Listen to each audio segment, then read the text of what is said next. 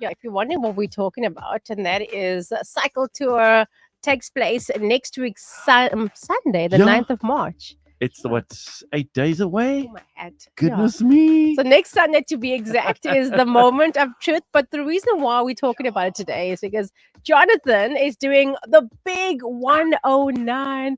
You Woohoo! believe it? That's Can going to you be believe awesome. it? It's Yeah. going to be pretty awesome. So we thought, listen, we have to chat to Jonathan, find out what was he thinking the first question, and then just really get involved to find out what's happening really about it. So, yeah, Sure. Jonathan, Yeah. tell us more. What inspired you to even take up this challenge? So, you know what, Rachel? It's incredible because I remember that moment. We were on air. It was 3 years ago, Yeah. right? And it was close to the start of the year. And I just had this crazy idea. And I'm like, you know what?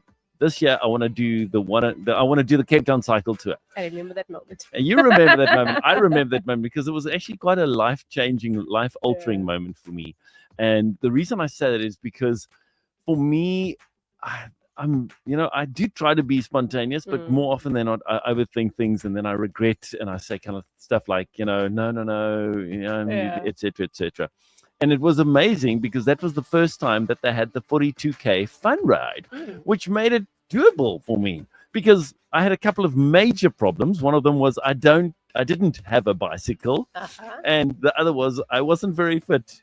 So it was like, okay, We're but doing this. exactly. And Mm. what was great was I got a friend, Mike, who he's a bit fitter than me. And so I said to Mike, you're going to have to help me.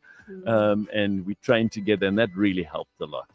And that's been incredible because that was like what 3 years ago, like we mentioned, Yes. and last year, of course, you did it again. The fun, Yeah. but this time around, this year, you're attempting the big one though, Jonathan. It's at 109 Ks. It is the full trip, the one where you So experience far. everything. It is quite a It's really distance. far.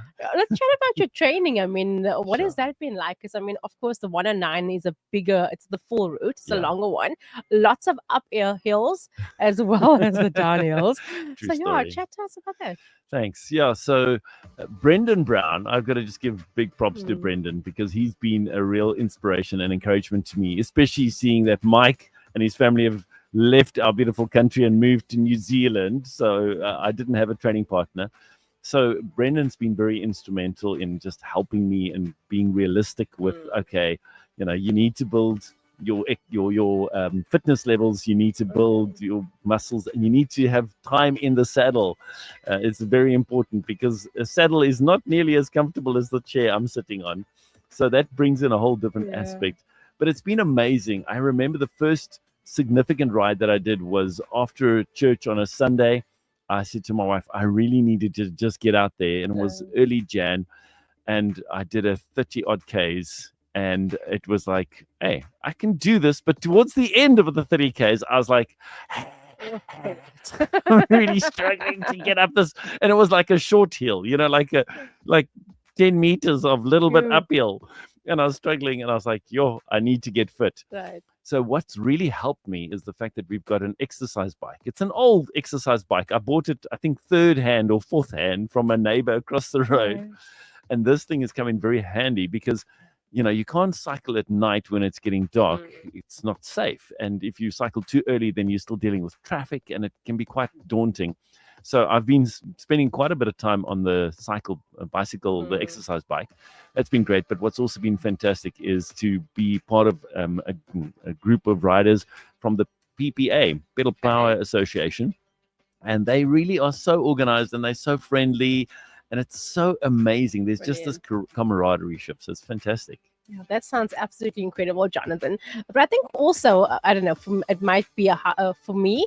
I know that you are cycling for a really, really good cause this year. So you're not just cycling to complete it, to tick this off and say, okay, I've done the little baby one, the so-called little baby one, because let's just be honest, I wouldn't even attempt it. And then you're like, okay, and now I'm doing the 109. But now talk to us about this. Why did you choose a Haven of Hope?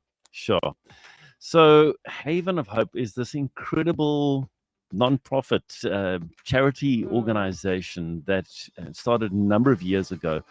And what they do is they take in horses and they take in people who've got any kind of special needs and allow them to have a horse experience, be it grooming the horse, be it riding on the horse. And they are incredible in terms of just accepting my special needs daughter and us as a family into their space. And what's beautiful is you get to see other families and other people.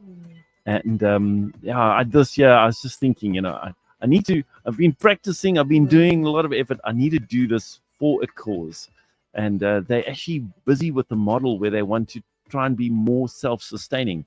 So very generous donor couple have paid for stables to be built so that people who are paying for horse stables can pay, and then that money then helps Haven of Hope. So it's a brilliant model.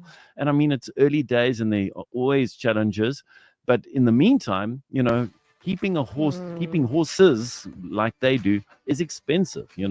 One visit from the vet can be well over 7,000 rand. Sure. And then you've got to feed the horses and you've got to make sure that they get regular shots and things like that. So, and Haven of Hope does these horse riding initiatives for people with special needs, for disabled people. And they have a whole bunch of amazing volunteers that also just step up. So that's what I want to do. That's brilliant. So, of course, if you would like to know more about Haven of Hope, you can go and check them out on their website. As we kind of come towards the end of our interview or chat this morning, Jonathan, want to know from you, though, maybe somebody's cheering on. How can people spot you? Are you going to wear something that we can all say, that is Jonathan? I mean, we kind of know, but that's Jonathan. Oh, brilliant. How do we spot the Jonathan? Exactly. I should have thought about that ahead of this interview, but so my bicycle that I'm riding now is a gift from a group of guys who just really blessed me out of my socks. The frame apparently came from Hoodspruit. Another guy gave wheels, another guy gave this, another guy gave that, and it's all secondhand stuff, but it's been put together amazingly. So my bicycle is like a bright orange kind of color. Nice. Yeah, so that kind of sets me apart.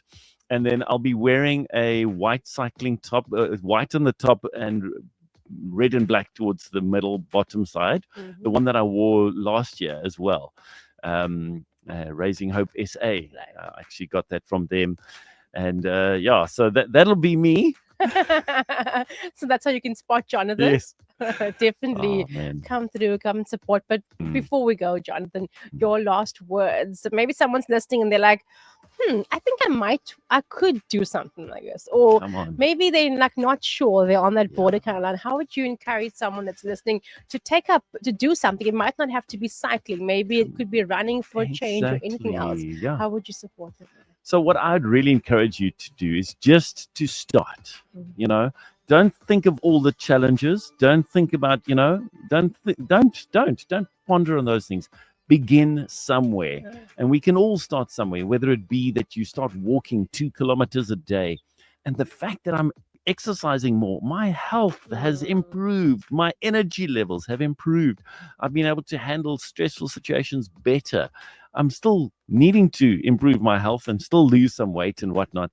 But do it. Just start moving. Be intentional.